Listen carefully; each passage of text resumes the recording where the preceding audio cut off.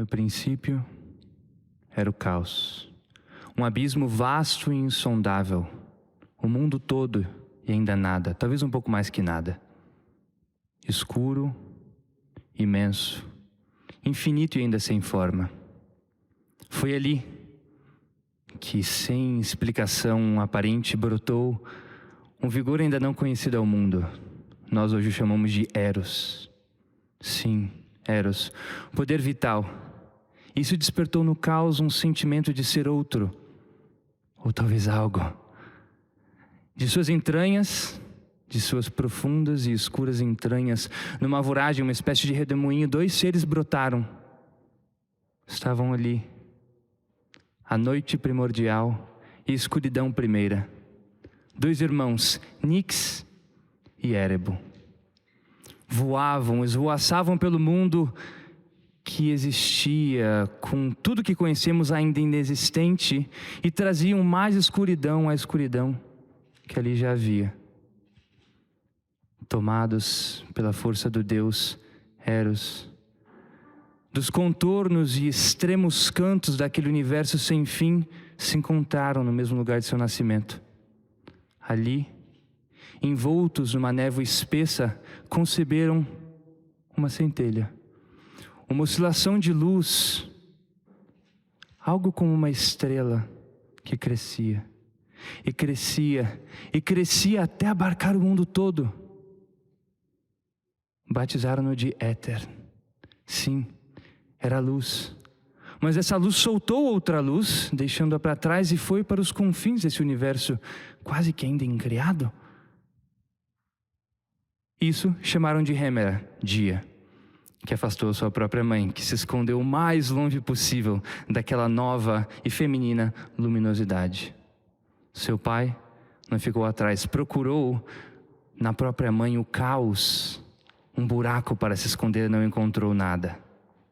Eros, alegre com toda essa movimentação, toda essa energia, toda essa vida que começava a brotar, no meio da luz, intui, vê à distância um pontinho, um grão de areia, que também crescia, pouco a pouco. Parecia soltar suas partes, emitir sons estranhos, mas crescia e crescia como uma planta. Era Gaia, que brotava e amadurecia em frente aos olhos de Deus. Sim, e crescia, e tomava proporções nunca vistas, quantidades que ninguém havia pensado. Era esférica, e então plana, enquadrada, e de novo se comprimia e explodia. Mas enfim, adquiriu montes, água salgada e alguma forma. Eros, no entanto, estava insatisfeito, ele queria mais. Ele via o que era possível. Ele sonhava com cores, ele sonhava com movimentos, ele sonhava com arte. Antes que a noite voltasse de sua fuga de sua filha, Eros pega o seu arco e flecha e crava o seio da terra com suas setas de amor. O que passa então? A terra simplesmente floresce e começa a se parecer com aquilo que conhecemos. Bem, a terra, de repente, é envolta pela noite Nix, aquela que fugiu de sua filha.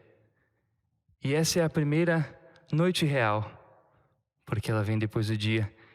E nesse sono profundo, esse primeiro sono de Gaia, ela agora amadurecida, ela agora cheia de vida, quer dividi-la com alguém.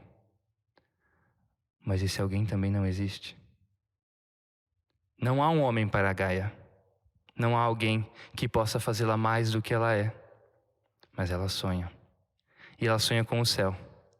Partes dela começam a se levantar, suas águas começam a evaporar, suas pedras se levantam, a ponto de que quando ela acorda, o que ela encontra é o grande Urano, que deita por sobre ela como um cavalo sobre uma égua. E ela concebe os titãs. Os titãs são muitos, cada um com sua função, um cuidando das estrelas, um cuidando da água salgada, um cuidando do submundo, outros cuidando de outras coisas que já não existem mais. Mas Gaia não estava satisfeita, ela queria mais vida, ainda mais vida. Apesar de belos e fortes, eles não eram suficientes. Ela queria mais. Se deitam novamente, o céu e a terra. Mas algo estranho acontece. Algo fica faltando. 3 filhos, não 12, 3 agora. 3 ciclopes. O que falta? Olhos. Falta razão. Falta aquela divindade, aquela beleza de outrora. Urano não gosta disso. E não quer mais deitar-se com sua mulher. Ela insiste, no entanto. Ela quer mais vida. Isso é o que ela é, vida. Tenta novamente. Mais 3 filhos. Um excesso. Esses são os hecatônquiros, os kentimani, seres horrendos e gigantes, com 100 braços cada um, e incontáveis cabeças. O pai, agora não só de satisfeito, também teme. Teme a força de sua prole.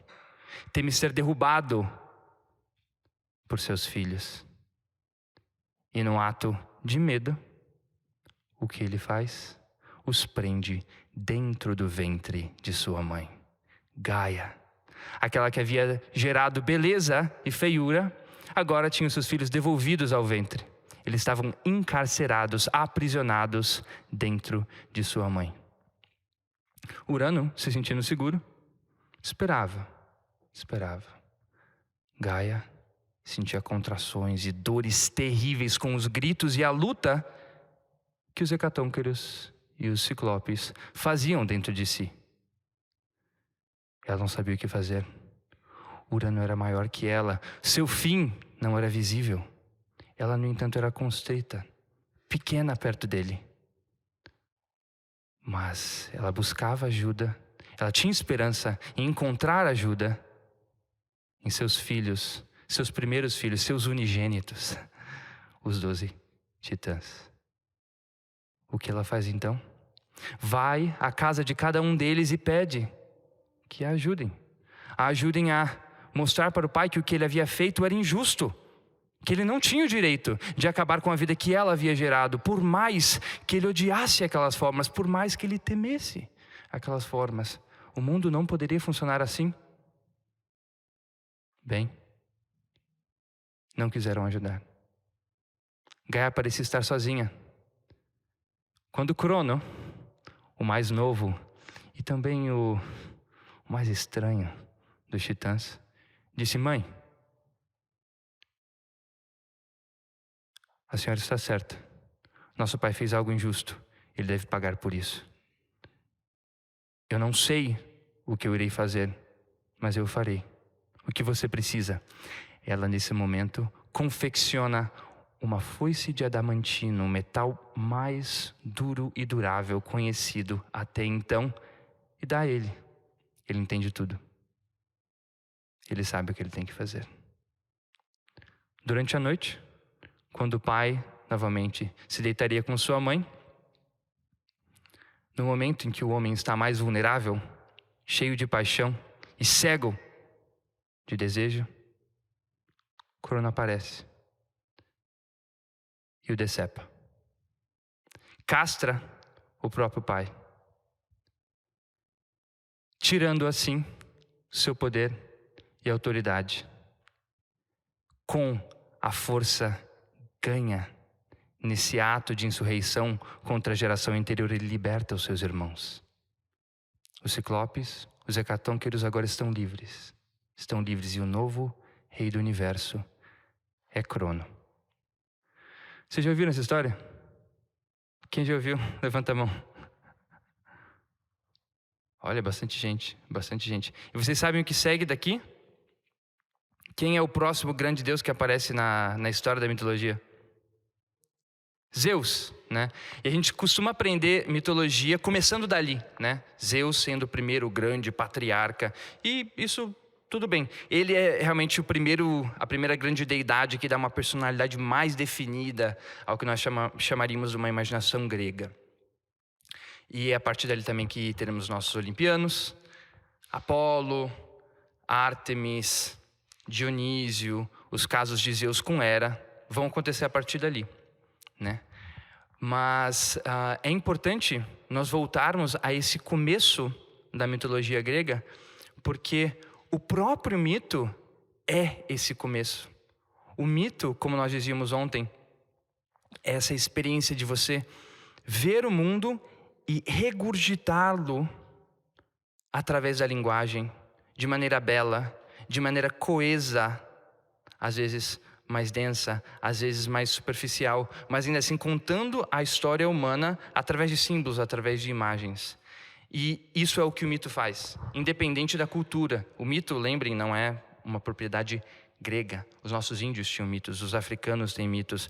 Todo povo arcaico, todo povo em seus primórdios tem um mito fundador. Então eu pergunto para vocês, o que é o mito? Alguém poderia me dizer o que é um mito? Vamos lá, vamos sentar.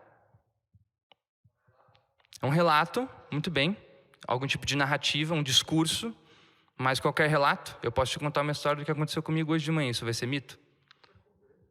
Um mito fundante, que conta uma história que se passou num tempo primordial, que explica o presente, sim, isso parece certo, mais alguma coisa? Como? Utopia? Uma expressão de uma realidade ideal, talvez? Às vezes ideal. Se pensarmos nos deuses, existe sim uma certa idealidade sobre os deuses, né? Eles que nunca morrem, que são poderosos e extremamente inteligentes. Mas existe muita tragédia em toda a mitologia, mas principalmente na mitologia grega. O Miguel falava que toda a história termina com casamento ou funeral. Na mitologia grega, normalmente é o funeral. Normalmente é algum tipo de morte horrenda. Um pai que mata um filho que mata um pai. Um amante que perde a sua amada para um outro competidor. E essas histórias, elas nos ensinam muitas coisas. Mas antes de entrarmos nisso, tomando que o mito é um relato de um tempo primordial que tenta, de alguma maneira, explicar o presente, é importante enfatizar que o mito ele não nasce meramente com uma tentativa de moralizar a realidade, nem de dar uma explicação causal das coisas, como se com uma história pudéssemos abarcar o todo da realidade. Não. Ele surge também com uma preocupação estética. Isso principalmente na Grécia. O que acontece com o mito na Grécia é muito singular. Muitos estudiosos dizem isso, que ele vem da religião, ele tem um material religioso, falamos de Zeus, falamos de Hera, falamos de Ártemis, falamos dos grandes guerreiros como Odisseu, que rezam, né? Que oram para os deuses. Aquiles, que é filho de uma deusa, né? Da deusa Tétis, de que o Magister falava agora há pouco. Mas ainda assim essas histórias elas não são religiosas no sentido de que os evangelhos são religiosos. Os gregos não os tomavam como revelação divina, apesar de revelarem a natureza humana. E os gregos também não pensavam nos mitos como algo restrito ao ambiente religioso. Então eles contavam essas histórias assim. Talvez não em eventos de artes clássicas, porque eles viviam as artes clássicas, né? Mas eles contavam isso em volta do fogo, contavam isso em família, entre amigos, em experiências religiosas também. Isso era uma espécie de atualização do mito. E a pergunta que eu faço para vocês é, tá, então se todo mundo contava essas histórias, como que elas permaneciam as mesmas? A resposta é que elas não permaneciam as mesmas. Mas a resposta é que elas também permaneciam as mesmas, mas em quesitos diferentes. Diferente do romance, que é a obra de um autor, de um indivíduo, que capta o mundo através da sua experiência, através de suas ideologias, experiências estéticas, sentimentais, e exprime isso num trabalho uno, de certa maneira uno.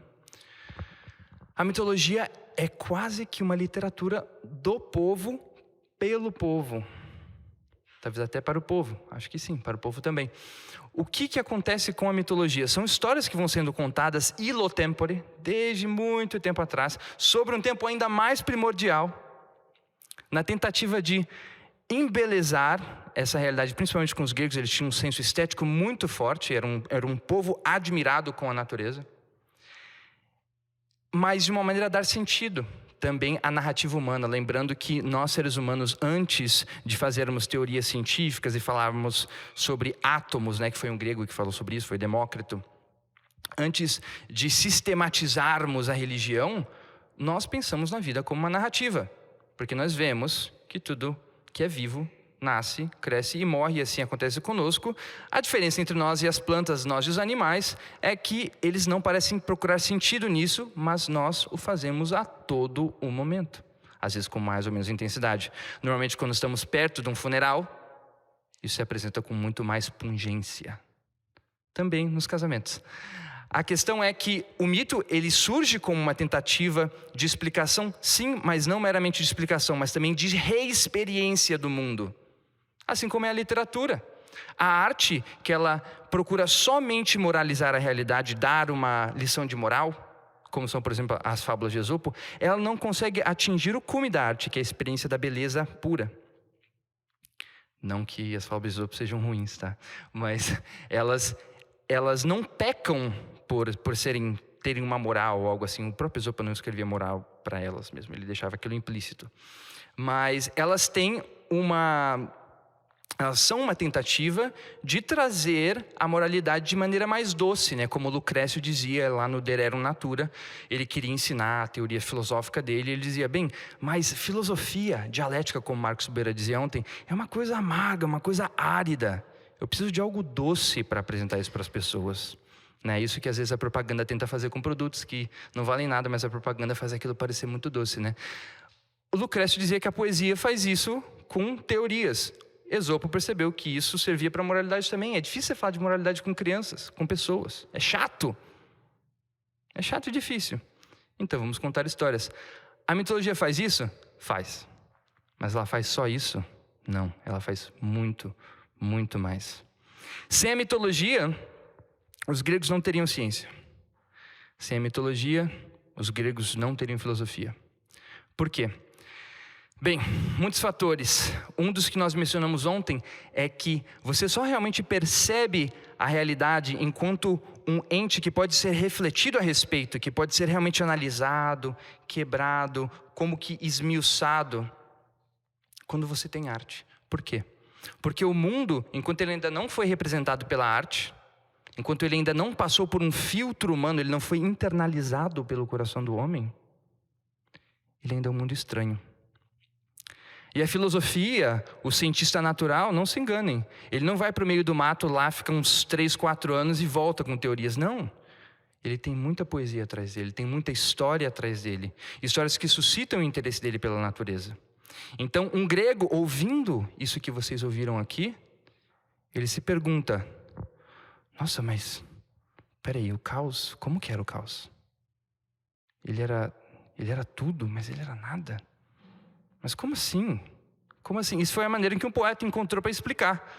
E aí vem alguém, um menininho, né, um Platãozinho, com um coração mais inquieto, menos dado a imagens, talvez, mais dado a reflexões.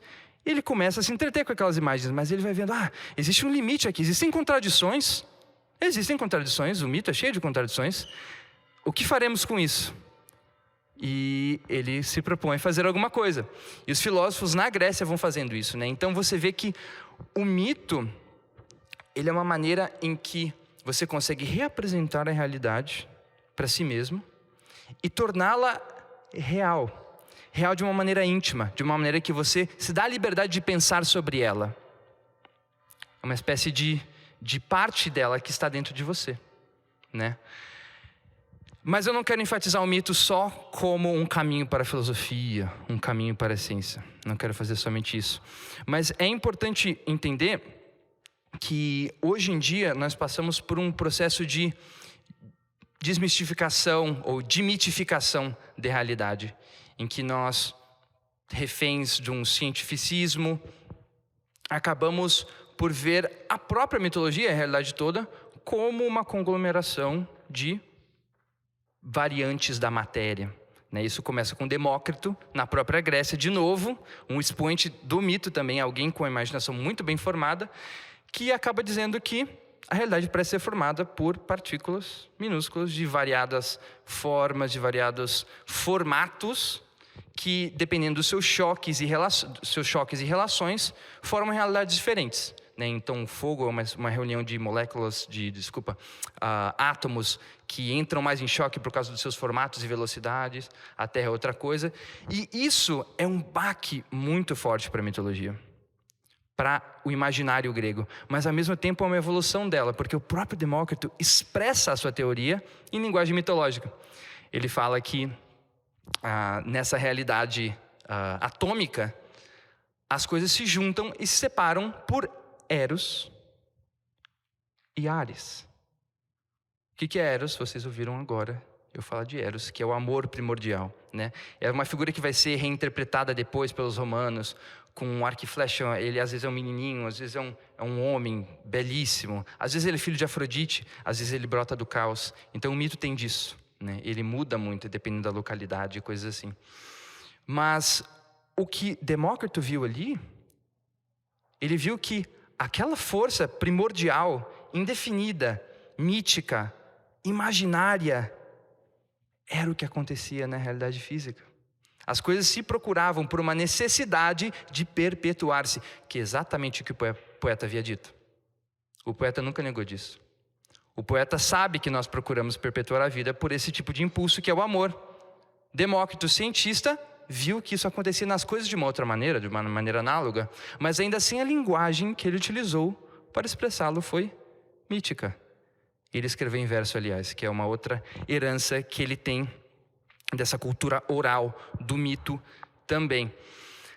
Então aqui nós temos a expressão de alguém que se levanta de certa maneira contra a força do mito, se utilizando do mito. Isso vai acontecer de novo e de novo na história grega.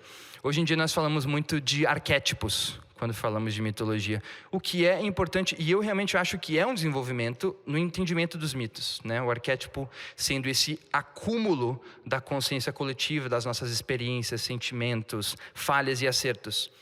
Muito bem, os gregos já haviam percebido isso.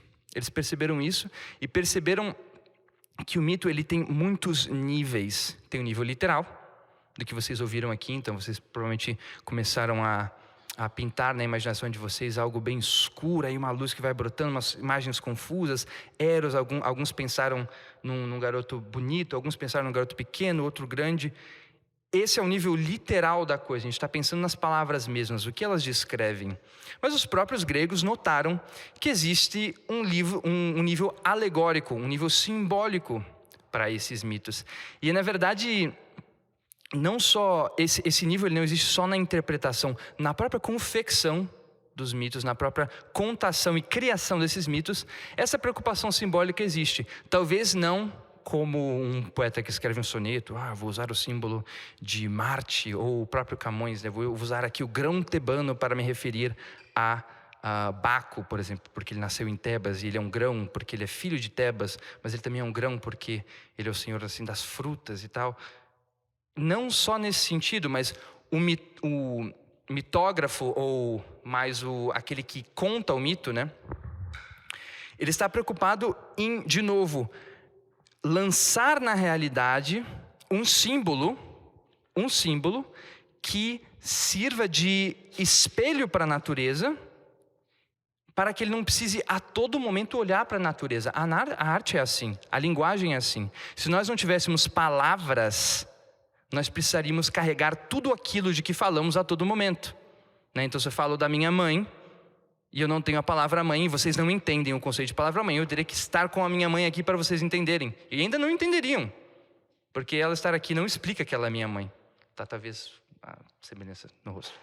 Mas tem até um conto do Jonathan Swift que ele diz isso mesmo. As palavras, elas nos ajudam nesse sentido, que nós não precisamos quebrar as costas carregando pedras e objetos e parentes e amigos para explicar o mundo. A gente pode usar as palavras, porque a palavra é um signo que representa outra coisa, né? A palavra é uma espécie de signo. O que é o signo? É uma coisa que representa outra coisa.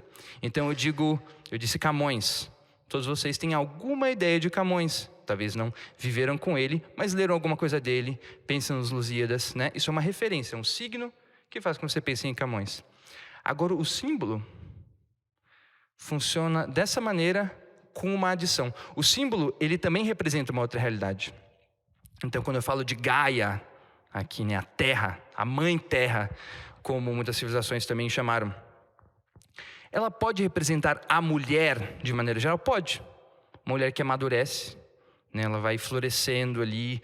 Se vocês viram na história que ela vai começando a dar flores e frutos, né, quando Eros, né, a craveja de setas, e ela começa a sonhar com um homem que não encontra, né? Eu acho que as mulheres podem dizer que isso é uma experiência comum.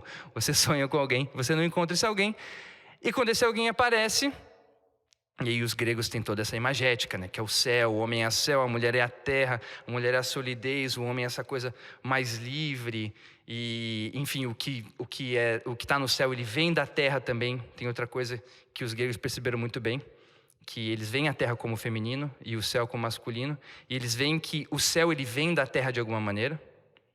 Mas aí tem uma outra coisa mais científica depois, que é que o céu, ele é superior, enfim, tem muitas questões. Mas a importância do símbolo é que você consegue ver em Gaia a mulher, e ela não deixa de ser Gaia.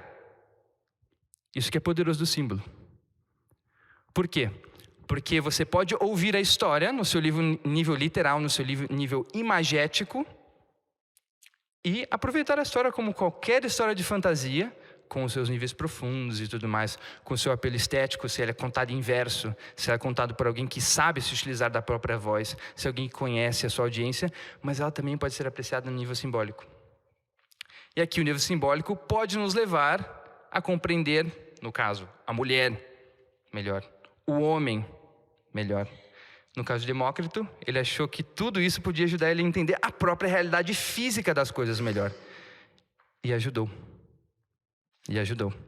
né? E aí a gente volta para Camões. O que Camões viu nesses mitos? Ele viu o que Demócrito viu? Não exatamente. Ele viu outra coisa. Ele viu a beleza de você utilizar Baco, de você usar Vênus, Tétis. Vocês lembram do Clístenes falando de Tétis, né? O Adamastor tentando abraçar Tétis. Ele viu aquilo de uma maneira mais humana, que é o poder que eles têm de expressar a narrativa do coração humano. A busca pelo amor, a falha. Então, quando Adamastor tenta abraçar Tétis, e ela se torna terra, para alguém que conhece mitologia, o que você pensa no momento? Você fala, Adamastor é como Apolo, e Tétis é como Dafne.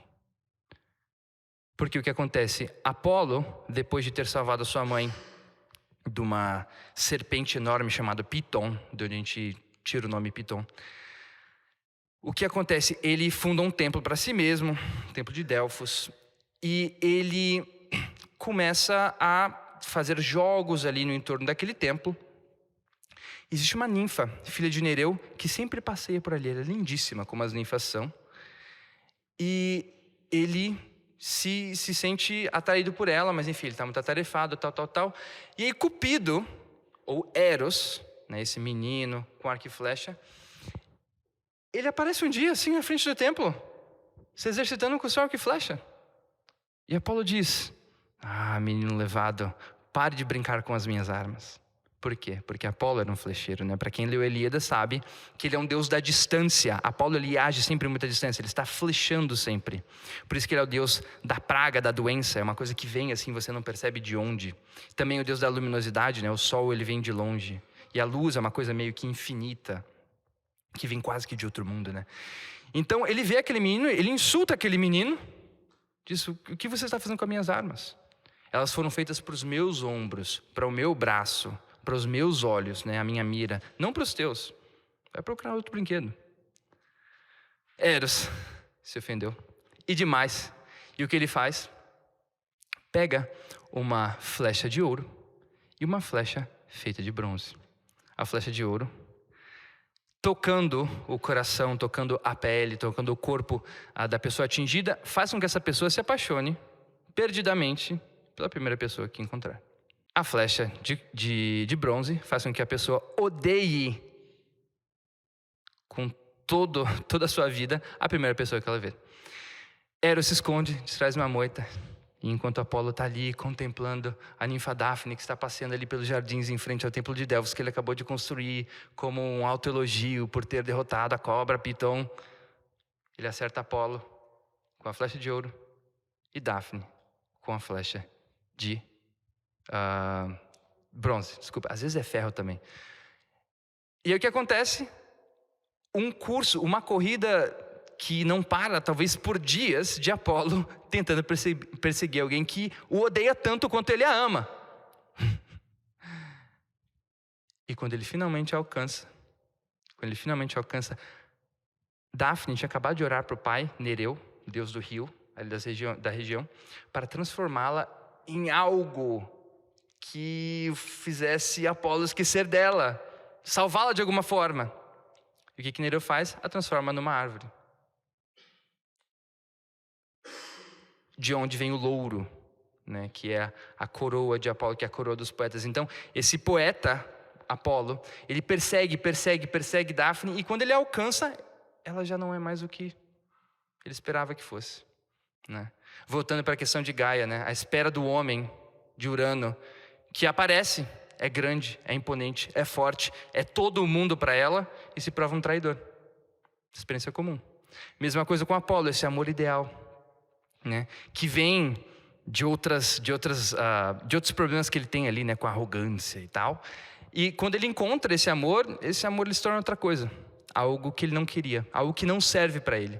Tanto que Dáfne vai se tornar um troféu para todo poeta depois, né? A folha que ela dá, o louro, se torna a coroa do poeta, né? Petrarca, Camões, todos poetas laureados, poetas que receberam os louros por terem honrado Apolo, por terem feito essa busca que Apolo fez pela beleza, mas terem falhado de alguma maneira. Isso que é bonito, né? A gente pensa nos poetas, não, porque Camões devia se achar bastante. Eu não sei da vida, né, específica dele, como ele se via a si mesmo, mas ser laureado, ser um poeta laureado, é reconhecer que ele falhou nessa busca da beleza, apesar de tê-la tocado.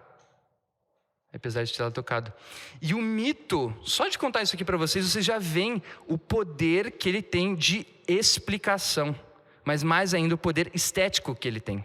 O poder estético que ele tem de fazer com que nós repensemos essas realidades. O amor, a relação entre marido e mulher, a própria natureza das coisas, né? Então, o que eu quero propor para vocês hoje? O tempo é curto, a gente podia falar muito mais sobre a história de como o mito se desenvolve na Grécia, por exemplo. O mito ele passa por um processo de alegorização com Evêmero. E os gregos eles também são os primeiros a utilizar a palavra mito enquanto mentira, que é um sentido de mito que nós utilizamos hoje. Não, isso é um mito. Isso é um mito. Ele já utilizava a palavra dessa maneira. Então, o que nós dizíamos na quarta-feira aqui no nosso sarau, que tudo já foi dito, né? A gente tem que parar de ficar ansioso com isso, né? Porque realmente nós estamos desdobrando muitas coisas que os gregos já fizeram.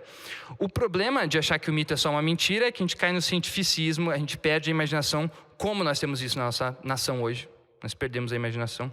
E o mito ele pode vir e nos ajudar a revitalizar isso. E como ele vai fazer isso? Eu vou falar isso num instantinho, mas deixa eu só dar um exemplo. Camões, Dante, Shakespeare, Cervantes, o melhor da literatura moderna não poderia ter acontecido sem muitas coisas. Sem o cristianismo, não haveria Dante, não haveria Camões, não haveria Shakespeare, não haveria Cervantes. O melhor da literatura moderna não existiria, mas também sem o resgate do imaginário pagão. Simplesmente não haveria acontecido. Nós estaríamos hoje ainda privados do melhor das nossas próprias línguas, sem a imaginação dos gregos. O melhor das nossas próprias mentes com as ciências, sem a imaginação dos gregos. Então, o que eu proponho? Eu proponho algo parecido com o que o professor Miguel dizia no fim da palestra dele. Nós temos hoje uma preocupação muito grande com spoilers, né? A gente começa a ouvir uma história, a gente não quer saber o fim. Por quê? Porque nós temos uma espécie de culto ao conteúdo das coisas. Início, meio e fim, Aristóteles dizia, toda história é assim. Muito bem. Os fins são mais ou menos previsíveis. Quando eles são imprevisíveis demais, a gente costuma não gostar. A gente se sente enganado. E o que os gregos perceberam logo muito cedo, bem, o conteúdo é importante sim, mas não é o mais importante de tudo, porque o conteúdo e a forma, eles são indissociáveis de alguma maneira. E o que os mitógrafos, o que os dramaturgos, comediógrafos, tragediógrafos, Sófocles, Eurípides, Ésquilo faziam, era recontar histórias que todo mundo já conhecia. Eram recontar histórias que todo mundo já conhecia. A fundação de Atenas, a morte do Minotauro, a caçada por Dáfne. E o que eles faziam? Eles transformavam esses mitos que já eram da imaginação popular em algo ainda mais belo. Para dar um exemplo só, Édipo Rei. Conhecida por todos os gregos. O que Sófocles adiciona ali? Bem, ele está contando essa história através do teatro, ele não está em volta da lareira, nem num evento como esse, sentado contando a história. Então ele não vai contar de trás para frente simplesmente, porque é uma história que demora muitos dias e o teatro tem restrições. Então o que ele faz? A gente começa ali na corte de Édipo, há uma praga, ele não sabe o que fazer, ele chama o Vate, e aí, a partir dali, eles começam a relembrar o que aconteceu antes. Ali você já deu uma roupagem totalmente diferente para aquela história. Você está ouvindo a história através de Édipo, com todo o viés que isso pode ter, com toda a eloquência que esse personagem pode expressar. E no fim você tem o quê? Édipo se cegando, ele se cega, ele perde os próprios olhos. Isso é uma inovação de Sófocles, isso aparentemente não existia no mito. Isso é um ponto de gênio para ele, porque, como o professor Eduardo dizia ontem, o que Tiresias diz? Eu sou cego. Tiresias era cego, né? Ele sabia que Édipo tinha matado o pai, dormindo com a mãe, ele diz, eu sou cego, mas eu vejo, você que tem olhos não vês. Édipo, no cume da percepção de sua tragédia, ele nega a própria visão, que ele diz, eu vejo, mas isso não me serve de nada, porque os deuses brincaram comigo. E agora eu sou miserável. Então eu prefiro não ter isso aqui. Isso aqui me enganou. Então esse é o tipo de inovação que os gregos faziam e esperavam. Quem ia no teatro esperava ver esse tipo de coisa. Mas a partir de histórias já contadas. E aqui eu termino com a minha última distinção. Sócrates, no Fédon, talvez, na minha opinião, um diálogo mais bonito, mais belo de Platão, também citado pelo professor Marcos Boeira ontem, ele faz uma distinção entre fabular e versar. O que é fabular? É criar uma fábula, criar uma história. E versar é colocá-la num estilo, né? Versificá-la, escrevê-la em prosa, recontá-la de alguma maneira, dar uma forma específica para ela, como eu fiz aqui com a história. Essa história já existia e eu dei uma outra forma para ela, talvez apta a esse ambiente. Sócrates, quando ele está prestes a morrer, ele quer fazer uma oferta, uma espécie de oferenda ao deus Apolo, é o deus que ele servia, em que ele acreditava. Ele pensa, o que além da poesia seria uma oferta a Apolo, né? E ele não se sente digno, nem capaz de criar essas histórias. É difícil, gente, não sei quem já tentou escrever aqui, é difícil criar histórias, é difícil, criar mesmo é difícil. É muito mais fácil, ou digamos, para começar, você mudar a forma que ela já tem, brincar com suas formas, a narrativa, a ordem das coisas, as falas, e é isso que ele se presta a fazer. Eu não vou criar essas histórias, eu vou pegar as fábulas de Esopo e vou versificá-las e devolvê-las a Apolo, porque ninguém havia feito até esse momento esse processo de versificação, porque Esopo escrevia em prosa e tal. O que os tragediógrafos faziam com a própria mitologia? O que Sócrates fez com Esopo. Histórias já conhecidas, histórias já profundas, histórias simbolicamente ricas, que eles viam não foram completamente ouvidas, ou não chegaram ao fim, ou enfim, não comunicaram aquilo que eles viam que outros não viam. Mas aquelas histórias já faziam parte do imaginário comum, mas não haviam adquirido ainda aquele esmero que só um poeta individual pode dar. O exercício, então, que os tragediógrafos e os comediógrafos faziam, em grande parte, era reapresentar o passado para o presente de maneira bela e persuasiva. Nós, hoje no Brasil, nós hoje no mundo, principalmente depois do modernismo, que comemoramos aqui, depois de 100 anos, esse modernismo, ele acabou destruindo essa noção de que nós podemos reapresentar o passado com uma beleza que renova esse passado. O que o modernismo quer? Uma nova forma, um novo conteúdo, um novo tudo.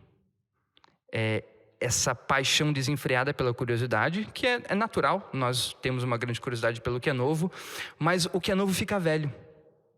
Mas o que é belo não fica velho. O que é belo não envelhece. Você pode olhar para uma pintura de Rembrandt, um homem velho, e vai parecer que aquilo acabou de brotar na natureza na tua frente, assim. Por quê? Porque é belo. E isso é o que os gregos começaram a perceber.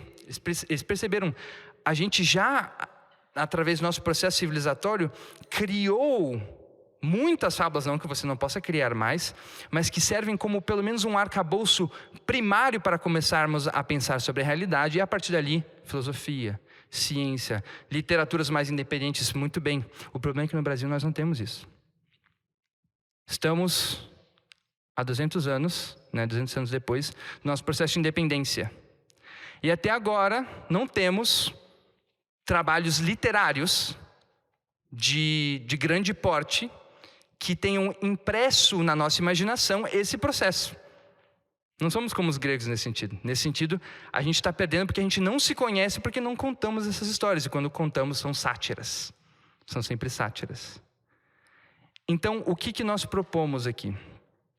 Que para a revitalização dessa imaginação e também das capacidades linguísticas de que falávamos ontem, trivium, com a gramática, a retórica, a dialética, o que nós devemos fazer é simplesmente o que os tragediógrafos faziam e que os grandes escritores do século XVI, XVII, XVIII, da nossa língua, do italiano, do espanhol, do francês, fizeram, que é reescrever esses mitos com uma nova forma. Isso é o que eles chamavam de imitatio, é uma imitação. Você começa ouvindo essas fábulas, como eu contei aqui, não só lendo, leiam os manuais, leiam sim, porque a mitologia a gente acessa ela por quê? Pelos grandes poetas, Hesíodo, Homero, Ovídio. Cerâmica, muita cerâmica, eles tinham isso também. O mito não era só coisa da palavra, era uma coisa visual também. Música. Acessem os mitos dessa maneira, mas contem os mitos, contem os mitos. Entender o mito é entender a si mesmo, mas você não vai entendê-los se você não contá-los. Você não vai entendê-los se você não contá-los. Eu vou dizer para vocês que eu percebi coisas aqui sobre esse mito que eu não tinha percebido antes, no contar. É assim que acontece. Isso nós deveríamos fazer com a nossa própria escritura, a Bíblia. Então, o que nós queremos propor aqui é que vocês professores, vocês pais, contem esses mitos, façam eles parte da imaginação dos seus filhos, porque sem eles não haverão grandes poetas. Não surgiram grandes poetas, grandes escritores, sem essa imaginação. Não, é um fato histórico, não existiram. Simplesmente não surgiram.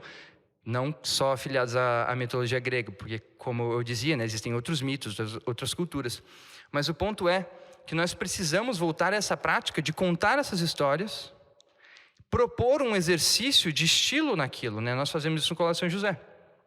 Contamos as histórias e os alunos têm que reescrever. E isso é uma vivência, na verdade, muito natural do mito, porque é assim que o mito vivia, mudando. As pessoas ouviam e recontavam, cada um com a sua particularidade. Então, o que nós propomos aqui é que se os homens e mulheres, garotos e garotas do nosso mundo hoje, do nosso Brasil hoje, não conseguem fazer pelo menos, mal ou bem, o que foi feito aqui, não teremos grandes escritores, não teremos grandes poetas, talvez nem teremos grandes políticos. É isso. Obrigado.